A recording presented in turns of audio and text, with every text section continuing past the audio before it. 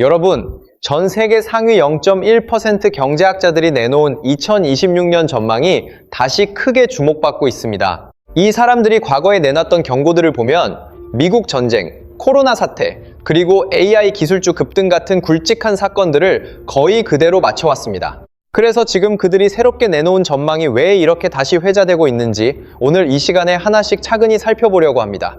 이번 이야기는 개인적인 기대나 낙관적인 해석을 최대한 배제하고 특정 보고서가 제시한 시나리오만을 기준으로 현실적인 위험을 점검해보는 생존 시뮬레이션이라고 생각하면 됩니다. 먼저 분명하게 짚고 넘어갈 게 있습니다. 그동안 계속 말해왔던 기본 원칙은 여전히 유효합니다. 전쟁 같은 단기 충격은 결국 끝나고 돈이 움직이는 구조적인 흐름은 멈추지 않는다는 점입니다. 시장은 흔들릴 수 있어도 장기적인 변화는 계속 이어집니다. 그런데도 오늘 굳이 이렇게 불안한 이야기를 꺼내는 이유는 단 하나입니다. 회복장이 오더라도 그 과정에서 숨겨진 위험을 피하지 못하면 계좌는 버티지 못하기 때문입니다. 그래서 오늘은 긍정적인 시각을 잠시 내려놓고 한 보고서가 경고한 내용만을 기준으로 현실을 다시 점검해 보려는 겁니다. 그럼 왜 지금 시점에서 이런 시뮬레이션을 다시 돌려보느냐? 이유는 간단합니다. 올해 초에 공개된 경고들이 놀라울 정도로 그대로 현실이 됐기 때문입니다. 지난 1월에 언급했던 다보스 글로벌 리스크 보고서를 기억하는 분들도 있을 겁니다.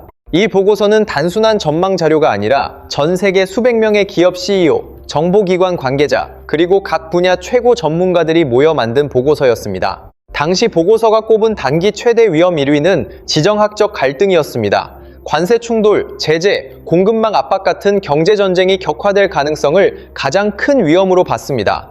이전에는 순위가 낮았던 항목이었는데 갑자기 최상위로 올라온 것이 특징이었습니다. 그리고 두 번째 위험으로 지목된 것이 국가 간 무력 충돌이었습니다.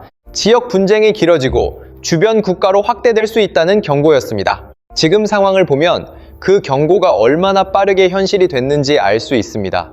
실제로 무력 충돌이 발생했고 관세 문제와 경제 갈등도 다시 격화되는 흐름이 이어지고 있습니다. 보고서에서 말했던 1위와 2위 위험이 생각보다 훨씬 빨리 현실로 나타난 셈입니다. 여기서 한 번 더 확인해야 할 부분이 있습니다. 이 보고서가 과거에도 얼마나 높은 정확도를 보여왔는가입니다. 몇 년 전 보고서에서는 감염병 위험이 상위권으로 올라왔고 그 해에 팬데믹이 터졌습니다. 또 다른 해에는 에너지 위기와 지정학적 갈등이 주요 위험으로 지목됐고 실제로 전쟁과 에너지 문제가 동시에 발생했습니다. 이 정도로 예측이 반복해서 맞아떨어졌다면 이번에 남아있는 경고들도 그냥 넘길 수 없습니다. 실제로 최근 시장 움직임만 봐도 불안이 반영되고 있습니다. 짧은 기간 사이에 증시가 크게 흔들리면서 롤러코스터 같은 흐름이 이어졌습니다. 그래서 이제 가장 중요한 질문이 나옵니다. 이미 1위와 2위 위험이 현실이 됐다면 그 다음에 남아있는 경고들은 무엇인가? 전쟁 이후 혹은 전쟁이 이어지는 상황에서 우리가 마주하게 될 다음 위험이 무엇인지 지금부터 그 핵심을 하나씩 확인해 보겠습니다. 보고서에서 다음으로 지목된 위험 가운데 가장 먼저 눈에 들어오는 것은 경기 침체 가능성입니다. 이번 자료에서는 경기 둔화 위험의 순위가 크게 올라왔고 물가 상승과 자산, 시장 불안 역시 함께 상승했습니다. 단순히 숫자만 변한 것이 아니라 실제 상황이 그 방향으로 움직이고 있다는 점이 문제입니다. 특히 최근의 군사 충돌과 긴장 고조가 이런 경고를 더 빠르게 현실로 끌어당기고 있다는 분석이 나옵니다. 여기서 제시된 시나리오를 보면 주요 국가들이 직접 충돌하는 상황이 벌어질 경우 세계 경제 성장률이 크게 낮아질 수 있다는 전망이 포함되어 있습니다. 일부 국가들은 마이너스 성장까지 예상될 정도로 충격이 클 수 있다고 합니다. 이런 경우 기존에 발표된 경제 전망은 사실상 다시 써야 할 수준이 됩니다. 멀리 갈 것도 없이 현재의 상황을 보면 에너지 가격 변화만으로도 전망이 흔들리고 있습니다. 경제 전망을 세울 때 기준으로 잡았던 유가 수준과 지금 시장에서 움직이는 가격 사이에 큰 차이가 생기면 그동안 발표된 긍정적인 전망들은 의미가 크게 줄어듭니다. 그래서 지금 뉴스에서 계속 유가 이야기가 나오는 이유도 여기에 있습니다. 많은 투자자들이 흔히 하는 생각이 있습니다. 전쟁이 끝나면 결국 시장은 다시 올라가는 것 아니냐, 지금 떨어질 때 사면 되는 것 아니냐는 질문입니다. 이 말이 완전히 틀린 것은 아닙니다. 실제로 과거를 보면 전쟁 같은 사건은 단기 충격으로 끝나는 경우가 많았고 이후 시장이 빠르게 회복되는 경우도 많았습니다. 하지만 이번에는 변수 하나가 다르다는 지적이 계속 나오고 있습니다. 바로 에너지 가격입니다. 전쟁이 끝나더라도 물가가 쉽게 내려오지 않는 상황이 이어질 수 있고, 그럴 경우 실물 경제가 오래 압박을 받을 수 있습니다. 보고서가 특히 경고하는 부분이 바로 이런 상황입니다. 경기 둔화와 물가 상승이 동시에 나타나는 상태, 즉 스태그플레이션 가능성입니다. 두 번째로 언급되는 위험은 공급망 문제입니다. 중요 자원과 부품의 흐름이 막히거나 재편되는 과정 자체가 큰 부담이 될 수 있다는 경고입니다. 최근의 긴장 상황 속에서 특정 해협이나 주요 운송 경로가 막힐 수 있다는 이야기까지 나오면서 이 문제가 단순한 가정이 아니라 현실적인 위험으로 받아들여지고 있습니다. 이 문제는 단순히 한 지역의 문제가 아니라 구조적인 변화와도 연결됩니다. 무역 갈등이 심해지면서 생산기지가 이동하고 새로운 공장을 짓고 공급 구조를 다시 만드는 과정이 계속되고 있습니다. 이런 변화에는 막대한 비용이 들어가고 결국 그 부담은 상품 가격으로 넘어갈 수밖에 없습니다. 하지만 모든 변화가 손실만 의미하는 것은 아닙니다. 공급망이 재편되는 과정에서는 새로운 투자가 생기고 특정 산업은 오히려 기회를 맞기도 합니다.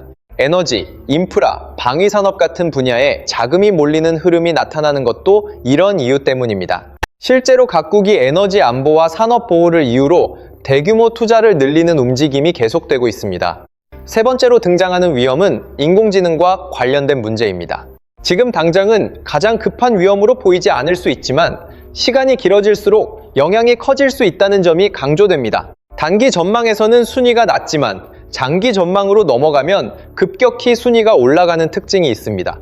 이 부분에서 가장 많이 언급되는 걱정은 기술 발전의 이익이 일부 기업에만 집중될 수 있다는 점입니다. 특정 기업만 큰 이익을 가져가고 나머지는 뒤처지게 되면 사회적 갈등이 커질 수 있다는 것입니다.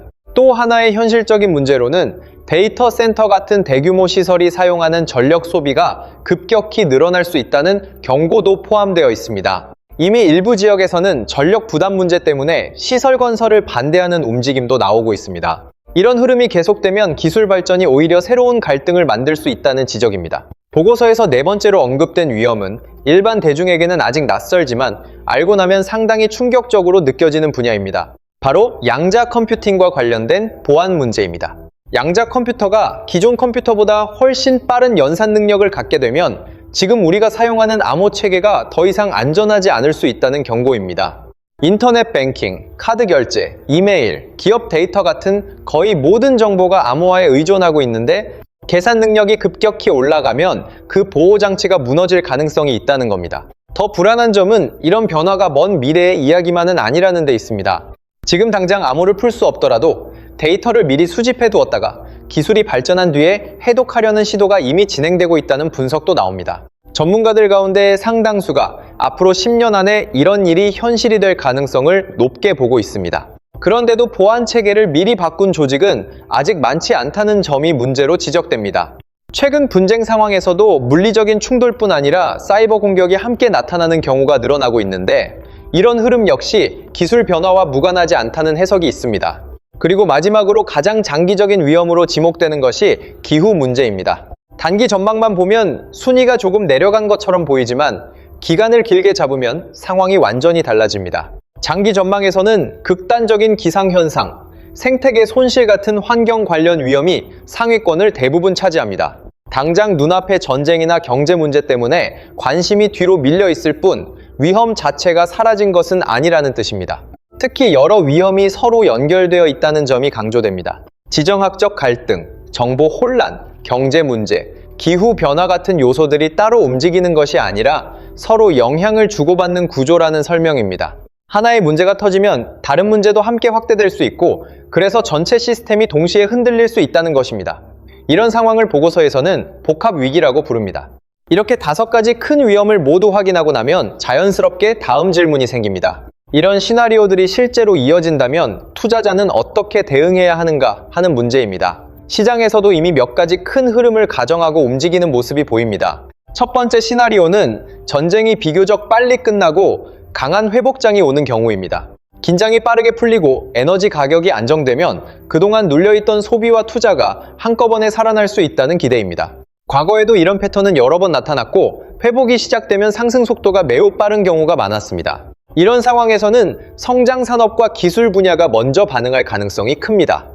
두 번째 시나리오는 전쟁이 끝나더라도 후폭풍이 오래 남는 경우입니다. 긴장이 완전히 풀리지 않고 물가가 쉽게 내려가지 않으면 금리 정책도 쉽게 바뀌지 않습니다. 금리가 높은 상태가 오래 이어지면 재무 구조가 약한 기업부터 타격을 받을 수 있습니다.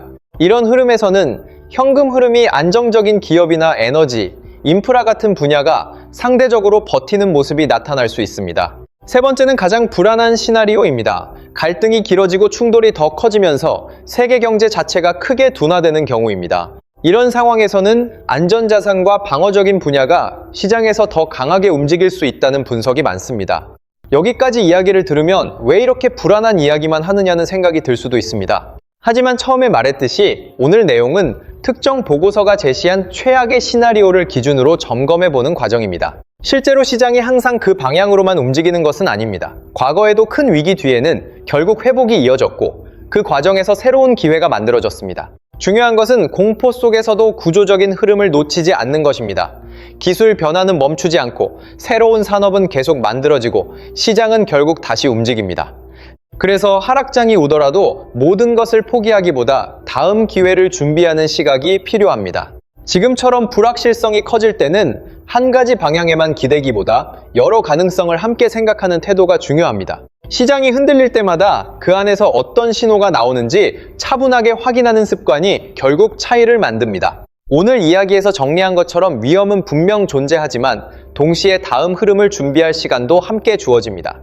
이런 시기일수록 급하게 움직이기보다 상황을 이해하고 선택지를 남겨두는 것이 더 현명할 수 있습니다. 앞으로도 이런 큰 흐름을 계속 같이 점검해 보면서 변화가 어디로 향하는지 하나씩 확인해 보겠습니다.